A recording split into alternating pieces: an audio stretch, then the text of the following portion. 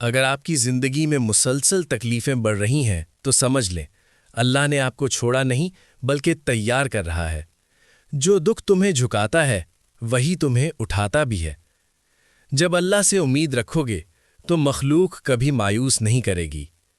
ہر اندھیری رات کے بعد ایک نیا راستہ پیدا ہوتا ہے۔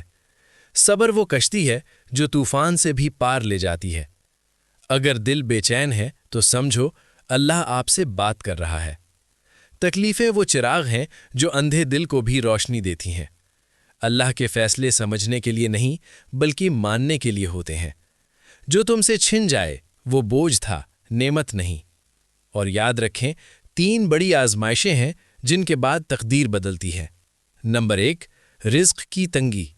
جب انسان محنت کرے مگر ہاتھ خالی رہیں، یہ اشارہ ہے کہ اللہ آپ کو بڑے رزق کے لیے تیار کر رہا ہے۔ نمبر 2، لوگوں کی بے وفائی۔